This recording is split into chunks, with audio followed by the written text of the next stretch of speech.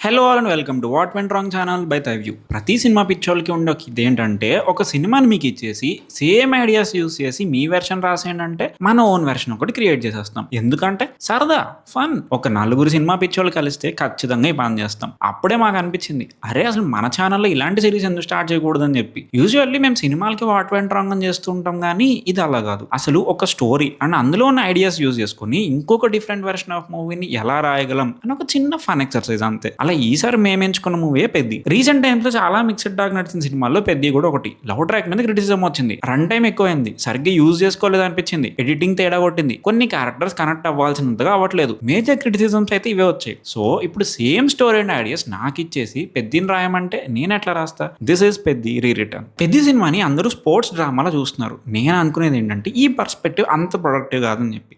Yes, పెద్దిలో sports ఉన్నాయి. Yes, తను 3 sports change చేస్తాడు, బట్ సోల్ ఆఫ్ పెద్ది అది కాదు. స్పోర్ట్ అనేది జస్ట్ తన క్యారెక్టర్ వ్యక్తపరిచే ఒక అవుట్లెట్ అంతే. అసలు పెద్ది సినిమాలో ఏం చేద్దాం అనుకున్నారు? End of the day Peddi ఒక క్యారెక్టర్ డ్రామా. తన జర్నీని మనం కనెక్ట్ అయితే చాలు. కానీ ఇక్కడ బుచ్చి గారు డిఫరెంట్ ఐడియాస్ తీసుకొచ్చారు. బొమ్మని రాని క్యారెక్టర్ ఏమో నేరేటివ్ కి అలానే ఎలివేషన్స్ కి యూజ్ చేసుకున్నారు. దివ్యేందుతో గొడవ రావాలి కాబట్టి జాన్వి క్యారెక్టర్ ని పెట్టారు. అలా లవ్ ట్రాక్ ని స్టోరీని కనెక్ట్ చేయడానికి చూసారు. సూరి క్యారెక్టర్ తో ఎమోషనల్ కోర్ తీసుకురావడానికి చూసారు. కానీ ఒక పాయింట్ కి ఇవన్నీ టూ మెనీ ఐడియాస్ అనిపించాయి. విలేజ్ లెవెల్ స్పోర్ట్స్ డెవలప్ చేయాలి దగ్గర స్టార్ట్ అవుతుంది మూవీ. తర్వాత ట్రాన్స్పోర్ట్ ఫెసిలిటీస్ ఉండాలన్న థీమ్ వస్తుంది. తర్వాత పర్సనల్ ఐడెంటిటీ అంటారు. తర్వాత స్పోర్ట్ ఐడెంటిటీ అంటారు. స్పోర్ట్ వల్ల డిస్క్రిమినేషన్ పోతుంది అంటారు. మల్టిపుల్ ఐడియాస్ ఉంటాయి మూవీస్ లో. అన్ని ఒకేసారి ట్యాకిల్ చేద్దాం ట్రై చేశారండి. అదే ఇష్యూ. కానీ కొన్ని మాత్రమే వర్క్ అయినాయి. ఇప్పుడు మనం పెద్దని డీకన్స్ట్రక్ట్ చేద్దాం. అసలు ఈ స్టోరీ మంచిగా చెప్పడానికి ఇన్ని ఐడియాస్ అక్కర్లేదు. అనుకున్న కొన్ని ఐడియాస్ అయినా పర్ఫెక్ట్ గా ఎగ్జిక్యూట్ చేసుకుంటే సరిపోయేది. ఈ మూవీ స్టోరీ అనేది చాలా యూజువల్ గా కమర్షియల్ వేలో స్టార్ట్ అవుద్ది. అసలు మెయిన్ స్టోరీలోకి రావడానికి చాలా టైం పడుతుంది. కానీ మనం అది మార్చేద్దాం. ఈ స్టోరీ ఒక రిచ్ ఆఫీసర్ చూపించే ఒక క్లాసిజం నుంచి స్టార్ట్ అవుద్ది. ఈ విలేజ్ లో వాళ్ళు ఏం ఆడతారు అని తక్కువ చేసి చూస్తాడు బొమ్మని రాని.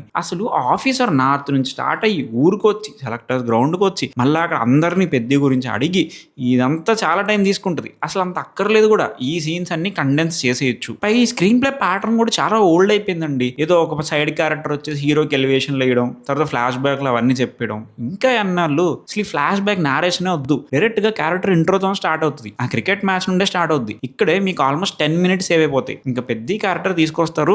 అసలు పెద్ది ఎవరు? ఊర్లో అల్లరి చిల్లగా తిరుగుతూ ఉంటాడు. ఆటకూలిలాగా ఆడుతుంటాడు. బెల్లం ఫ్యాక్టరీలో వర్క్ చేస్తాడు. ఇలాంటోడు ఫైనల్ గా వాడి టాలెంట్ వాడు ఎలా తెలుసుకున్నాడు? దాని ద్వారా వాడి ఐడెంటిటీ వాడు ఎలా తెలుసుకున్నాడు? ఊరికే ఐడెంటిటీ ఎలా తీసుకొచ్చాడు అనేది కోర్. పెద్ది అనే క్యారెక్టర్ కి ఈ మూవీలో 2 విషయాలు క్లారిటీ కావాలి. ఒకటి, తన పర్పస్ ఏంటి. 2, తన ఐడెంటిటీ ఏంటి. బికాస్ అసలు పెద్ది అలా ఉండడానికి రీజనే ఒకటి, తనకి ఐడెంటిటీ ఉండదు. 2, దానికి ఫాదర్ ఉండడు. 3, ఆ ఊర్లో వాళ్ళందరినీ డిస్క్రిమినేట్ చేస్తారు. సో స్పోర్ట్ అనేది ఈ ఇష్యూస్ సాల్వ్ చేసేలా ఎలా హెల్ప్ చేసింది అనేది ఒక్కటి ల్యాండ్ అయితే చాలు. ఒక వాల్మీకి టైప్ ఆఫ్ ఆర్క్ ఉంటుంది పెద్దికి. ఫస్ట్ బ్యాడ్ గా ఉన్నాడు, తర్వాత గుడ్ ఎలా అయ్యాడని చెప్పేసి. కానీ హీరోలో ఫ్లాస్ చూపించడానికి లైన్ క్రాస్ చేశారని అనిపించింది ఆ లవ్ ట్రాక్ లో అయితే. ఇంకా ఇలా బ్యాడ్ గా ఉన్నాడు ఒక వాల్మీకి ఇలా గుడ్ పర్సన్ అవడానికి ఎవరు హెల్ప్ చేస్తారు? మెయిన్ గా సూరి అండ్ గౌరనాయుడు. సరిగ్గా రాగిపోయినా కూడా ఒక్క యాంగిల్లో జాన్వి. యూజువల్లీ ఒక ఫాదర్ మన లైఫ్ లో ఏం చేస్తారు? ఒకటి, లవ్ అండ్ కేర్ చూపిస్తారు. ఒక డాడ్ గా కేర్ చేస్తారు. కానీ అదే టైంలో ఒక డిసిప్లిన్ యాంగిల్ కూడా ఉంటుంది. కొంచెం ట్రాక్ తప్పుతున్నాం అనే టైంలో డిసిప్లిన్ తీసుకొస్తారు. పెద్ద లైఫ్ లో ఫాదర్ అనేవాడే ఉండడు. సో ఈ 2 ఆస్పెక్ట్లు ఉండవు. కానీ తన లైఫ్ లో 2 ఫాదర్ ఫిగర్స్ వస్తారు. వాళ్ళిద్దరూ పెద్దికి కావాల్సిన 2 థింగ్స్ ఇస్తారు. ఇందులో సూర్య ఏమో పెద్దికి కావాల్సిన ఫాదర్లీ లవ్ అండ్ పర్పస్ అనేది ఇస్తాడు. కానీ సూర్య డెత్ మనకి తగలాలంటే వాళ్ళిద్దరి మధ్య ఇంకా ఎక్స్ట్రా సీన్స్ కావాల్సిందే. ఇప్పుడు రంగస్థలంలో చిట్టుబాబుకి అత్తకి మధ్య ఎట్లయితే ఒక బాండ్ బిల్డ్ చేశారు, ఇందులో కూడా పెద్దికి సూర్యకి మధ్య అలాంటి బాండే ఉండాలి. మూవీలో అసలు ఈ సీన్సే ఉండవు. ఒక ఇంటర్వ్యూలో జగపతి బాబు కూడా చెప్తారు, ఇలాంటి సీన్లు ఇంకా తీసాం మేము షూటింగ్ లో, బట్ ఎడిటింగ్ లో కట్ చేస్తారని చెప్పి. అవన్నీ మనం తీసుకొచ్చి యాడ్ చేయాల్సిందే. ఇంకా పెద్ద లైఫ్ లో సెకండ్ ఫాదర్ ఫిగర్ అంటే అది గవర్నమెంట్ క్యారెక్టర్. అప్పటిదాకా ఆట అనేది కేవలం డబ్బుల కోసమే ఆడే పెద్దికి ఫస్ట్ టైం ఆటేవాడి గుర్తింపు అండ్ గౌరవం అనేది చూపిస్తాడు. అండ్ తన్ని ఒక ఫాదర్ లానే కేర్ చేస్తాడు. అదే టైంలో తన లైఫ్ లో డిసిప్లిన్ తీసుకొచ్చేది కూడా తనే. కానీ సూర్య క్యారెక్టర్ తో ఎక్కువ బాండింగ్ ఎస్టాబ్లిష్ చేయకపోవడం వల్ల ప్రాపర్ ఇంపాక్ట్ అనేది మిస్ అవుతుంది. స్ట్రక్చర్ చూసుకుంటే ఆ నైట్ టైం జరిగే క్రికెట్ మ్యాచ్ 30 to 40 minutes టైంలో వచ్చేయాలండి. కానీ 1 hour మార్క్ వస్తుంది. అది మూవీ టేక్ ఆఫ్ అయ్యే పాయింట్ ఆ మ్యాచ్. అది అంత లేట్ గా రావడం వల్ల టేక్ ఆఫ్ అవ్వడానికి చాలా టైం పడుతుంది. ఇంకా మూవీలో ఒరిజినల్ ఇంటర్వెల్ పాయింట్ అలానే ఉంచవచ్చు. That is a good interval. ఇంకా పెద్దిలో ఇంకొక ఇష్యూ ఏంటంటే ఇందులో మెమరబుల్ మూమెంట్స్ ఉండవండి. నాకు తెలిసినంత వరకు పెద్ద షార్ట్ ఒకటి పాపులర్ అయింది. ఆ Massah Massah song transition and ఆ సాంగ్ లో స్టిల్స్ పాపులర్ అయ్యాయి. And night time cricket match లో ఆ రన్కి రాకపోతే ఇసిరేస్తాడు చూడండి, అదొకటి క్రేజీ ఉంటుంది. బట్ అదర్ దాన్ దట్ ఇంకేమున్నాయి? Not many. ఎమోషనల్ మూమెంట్స్ వస్తాయి కానీ ఇలా ఎగ్జైట్ చేసే మూమెంట్స్ చాలా తక్కువ ఉంటాయి మూవీలో. 3 hours మూవీ అంటే ఇలాంటి అలాంటి మూమెంట్స్ ఇంకొన్ని కావాల్సిందే. లైక్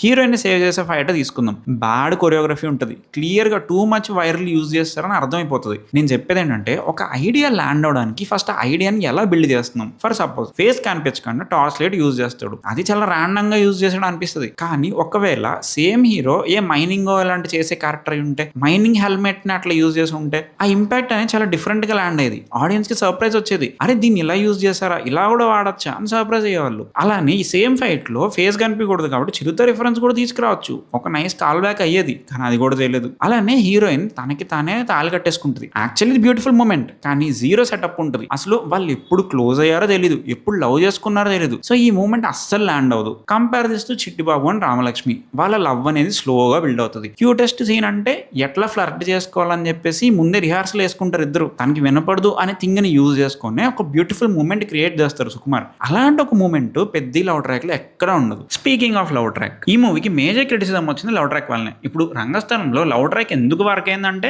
ఫస్ట్ హాఫ్ లో కాన్ఫ్లిక్ట్ కి యూజ్ అవుతుంది అండ్ సెకండ్ హాఫ్ లో హీరోకి ఒక ఎమోషనల్ డ్రామా అనేది ఇస్తుంది. పెద్దలో ఈ రెండు జరగవు. ఐ మీన్ కాన్ఫ్లిక్ట్ కి యూజ్ అవుతుంది, బట్ స్టిల్ దాని ముందు వచ్చే ఒక సీన్ వల్ల మనకే అదే హీరో గారు చాలా హిపోక్రసీ చూపిస్తున్నాడు అనిపిస్తుంది. మెయిన్ క్రిటిసిజం ఏంటంటే ఒకటి పెద్ద కన్సెంట్ లేకుండా ఆమెను ఏదో ఒకటి చేయడానికి చూస్తాడు. రెండు ఫస్ట్ హాఫ్ లో అసలు సరిగ్గా మాటలు కూడా ఉండవు వీళ్ళ మధ్య, బట్ సెకండ్ హాఫ్ లో క్లోజ్ అయిపోతారు. ఆ ఆర్క్ అనేది అసలు నమ్మాలి అనిపించదు. ఈ లవ్ ట్రాక్ వర్క్ కావాలంటే మనం రెండు దారుల్లో వెళ్ళొచ్చు. ఫస్ట్ది పెద్ద ఆమె మీద లస్ట్ అవ్వకుండా డైరెక్ట్ గా ఆమెను సేవ్ చేయడంతోనే స్టార్ట్ చేయాలి. అది తెలుసుకున్న ఆమె పెద్ద గురించి ఇంకా ఎక్కువ తెలుసుకుంటది, ఇంట్రెస్ట్ తెలుసుకుంటది, అలా స్లోగా బాండ్ పెరుగుతుంది. బట్ ఈసారి సెకండ్ హాఫ్ లో వాళ్ళ మధ్య సీన్లు ఇంకా పెడతాం, వాళ్ళు ఎలా క్లోజ్ అయ్యారో తెలుస్తుంది. వాళ్ళిద్దరికి ఇంటర్నల్ కాన్ఫ్లిక్ట్ కూడా అక్కర్లేదు, ఎందుకంటే ఎక్స్టర్నల్ కాన్ఫ్లిక్ట్ చాలా పెద్దగా ఉంటుంది మూవీలో. పెద్దకి అసలు ఐడెంటిటీ క్రైసిస్ ఉంటుంది మూవీ మొత్తం. అలాంటి వాడు ఒక ఎమ్మెల్యే కూతురు లవ్ చేయడం కన్నా ఇంకా పెద్ద కాన్ఫ్లిక్ట్ ఎందుకు, కానీ అది ఎక్స్ప్లోర్ చేయరు మూవీలో. రెండో దారి ఏంటంటే అసలు హీరోయిన్ కూడా హీరోకి ఈక్వల్ గా చేయడం.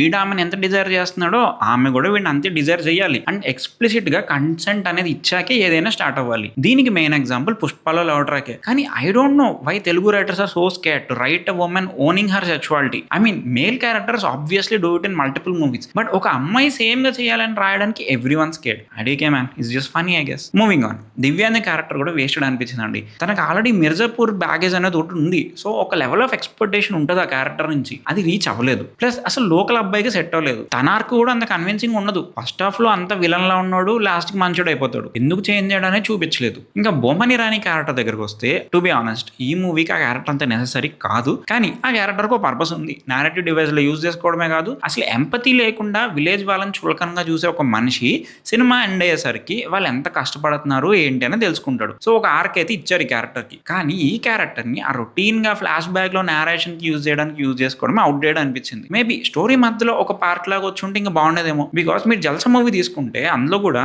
ప్రకాష్ రాజ్ కి అడవుల్లో నడవడం అది అలవాటు ఉండదు. పైగా కొంచెం క్లాసిజం చూపిస్తారు ప్రకాష్ రాజ్. కానీ ఒక్క సాంగ్ అయ్యేసరికి మనకు ఆఫీసర్ పర్స్పెక్టివ్ లో చేంజ్ వచ్చిందని అర్థం అవుతుంది. పెద్దలో అలాంటి మూమెంట్ అనేది ఎక్కడ రాలేదు. ఇది నేను రాయాలంటే I will focus on the character journey towards identity. ఎందుకంటే క్లైమాక్స్ లో ఎమోషనల్ స్పీచ్ ఫోకస్ అంతా ఇదే ఉంటుంది. ఆ స్పీచ్ చాలా బాగుంటుంది. సో అది అలానే ఉంచేసి ఓన్లీ ఐడెంటిటీ మీద ఫోకస్ పెడితే సరిపోద్ది. దీనివల్ల అడ్వాంటేజ్ ఏంటంటే అసలు పెద్ద ఐడెంటిటీ ఇష్యూ సాల్వ్ అయితే ఆ ప్రాసెస్ లో మిగతా అన్ని సాల్వ్ అవుతాయి. ఇంక ఈ మూవీలో ఇంకొక major writing and directing choice అంటే అది డైలాగ్స్ అండ్ యాక్టింగ్. వీటిలో ఒక ఆస్పెక్ట్ వల్ల అలా అయిందా, ఆ రెండు కలవడం వల్ల బ్యాడ్ అనిపిస్తుందో తెలియదు, కానీ ఈ రెండు ఓవరే ఉంటాయండి. మళ్ళీ ఇందులో మెయిన్ క్యాస్ట్ ఇష్యూ లేదు. Ram Charan delivers beautiful performance, Jagapathi Babu and Shivaraj Kumar measured performances ఇస్తారు. కానీ మిగతా వాళ్ళ నుంచే చాలా అర్థం అనిపిస్తుంది ఒక పాయింట్ లో. Over dramatic expressions, over dramatic dialogues and delivery. అది కొంచెం నార్మల్ మనుషులు మాట్లాడినట్టు మాట్లాడినా అనిపిస్తుంది ఒక పాయింట్ లో. ఇది ఖచ్చితంగా డైరెక్టర్ కంట్రోల్ చేయాల్సిన థింగే. ఎనర్జెటిక్ గా యాక్ట్ చేయడానికి, అతిగా యాక్ట్ చేయడానికి చిన్న లైన్ ఉంటుంది. పెద్దలో చాలా మంది యాక్టర్స్ కొన్ని సీన్లో ఆ లైన్ క్రాస్ చేస్తారు. ఈ మూవీ ఎడిటింగ్ గురించి కూడా చాలా మాడుకోవాలండి. నేను ఈ మూవీని ఎడిట్ చేయాలంటే ఎయిదర్ ఆ లవ్ ట్రాక్ కంప్లీట్గా ఉంచుతా, కంప్లీట్గా కట్ చేస్తా. ఒకవేళ ప్రాబ్లమాటిక్ సీన్స్ తీసేసినా కూడా ఇంకా వీళ్ళ లవ్ ట్రాక్ లో చాలా సీన్స్ మిస్ అవుతాయి. కానీ ఈ లవ్ ట్రాక్ మొత్తం కట్ చేసేసి చూడండి, స్టోరీలో జీరో చేంజ్. అలానే గవర్నర్డ్ ఫ్లాష్ బ్యాక్ కి కొంచెం టైం వేస్ట్ చేస్తారు, అది totally unnecessary. I will add more scenes with Peddi and Suri. I will cut హెలల్లో సాంగ్. ఇంకా బొమ్మని రాణి క్యారెక్టర్ నేనైతే లేపేస్తా, కాస్ అంత నెసరీ క్యారెక్టర్ కూడా కాదు. కానీ ఇంకా నేరేటివ్ డివైస్ లో ఉంచాలి అనుకుంటే ఇక తనతో వచ్చే సీన్స్ చాలా కట్ చేయాలి ఆర్ రీరైట్ చేయాలి. ఆడియన్స్ ఏం ఫీల్ అవ్వాలో ఈ క్యారెక్టర్ ద్వారా చెప్పిస్తారు చాలా చోట్ల. నచ్చట్లా. నా వరకైతే that just bad rating. I will change that. ఇంకా ఫైనల్లీ ఒక పాయింట్ మీద అయితే 50-50 ఉన్నానండి. అసలు పెద్ద 3 స్పోర్ట్స్ ఆడాల్సిందనా? ఒక సైడ్ ఏమో లైఫ్ లో ఎన్నిసార్లు దెబ్బ పడినా మళ్ళీ బౌన్స్ బ్యాక్ అవుతాడు అనడానికి ఇది కావాలి. But on the other side para Olympics మొత్తం చాలా సింపుల్ గా లేపేస్తారు. పెద్ద కంబ్యాక్స్ ఇచ్చినప్పుడు అవి నెక్స్ట్ లెవెల్ హై ఇవ్వాలి ఆడియన్స్ కి. సమ్హౌ అంత హై అయితే క్రియేట్ చెయ్యవు. Like okay it's a decent scene అనిపిస్తుంది కానీ వావ్ ఫ్యాక్టర్ అనేది మిస్ అవుతుంది. క్లియర్లీ రన్ టైం సరిపోలేదు, అందుకే ఫాస్ట్ గా లేపేస్తారని అర్థమవుద్ది ఆ పారా ఒలింపిక్స్ ట్రైనింగ్ ఇదంతా. సో అలా ఫాస్ట్ గా ఏదో ఒకటి చేసేసే కన్నా కుస్తీ ఫైనల్స్ విన్ అయ్యాక కాలిపోద్ది. బట్ స్టిల్ గివ్ అప్ చేయకుండా నెక్స్ట్ పారా ఒలింపిక్స్ కి ట్రైన్ అవుతున్నాడు అని చెప్పేసి అప్పుడు కట్టు డైరెక్టెడ్ బై బుచ్చిబాబు అని పడితే like that would have been a good directors కాదు కదా. కానీ on the other side some of Ram Charan's best acting in film అక్కడే వస్తుంది. ఆ ఢిల్లీ మాంటస్ అంతా కాలు సరిగ్గా వర్క్ చేయట్లేదు అనే డిప్రెషన్, ట్రైన్ లో తను తీసుకునే decision, plus local stage and national stage work అవ్వలేదు కాబట్టి ఒక ఇంటర్నేషనల్ స్టేజ్ లో తను చేసిన రిక్వెస్ట్ అనేది ఎమోషనల్లీ చాలా వెయిట్ ఉంటుంది. ఆ క్లైమాక్స్ స్పీచ్ అంతా నాకు నచ్చింది. సో అది రావాలంటే ఈ పారా ఒలింపిక్స్ థింగ్ అంతా ఉండాల్సిందే కదా. మీరేమంటారు? సో ఫార్ నేను పెద్ద మూవీ రాయాలంటే ఇలానే చేస్తా. మీకు ఈ పాడిగా అర్థమై ఉంటుంది. మూవీ కోర్ అనేది మేము ఎక్కడ ఎక్కువ చేంజ్ చేయలేదు, ఎందుకంటే ఈ మూవీ కోర్ అనేది సాలిడ్ గా ఉంటుంది. కాకపోతే ఆ మధ్యలో కమర్షియల్ టోన్ లోకి వెళ్ళడం, తర్వాత మళ్ళీ రియలిస్టిక్ టోన్ లోకి వస్తారు, ఆ ఎడిటింగ్ దెబ్బేస్తుంది and very controversial love track and ఇలా మల్టిపుల్ ఐడియాస్ వల్ల ఓవరాల్ గా చాలా డ్రాగ్ అవుతుంది ఫిల్మ్ అనిపిస్తుంది. But despite its flaws I still love the film. కానీ ఇంకొంచెం వర్క్ చేసి ఉంటే ఇంకో సాలిడ్ ఫిల్మ్ అయ్యేది. ఎనీవేస్ మీ ఒపీనియన్ ఏంటో కింద కామెంట్ చేసేయండి. అలానే please subscribe to our what went wrong channel for more such videos.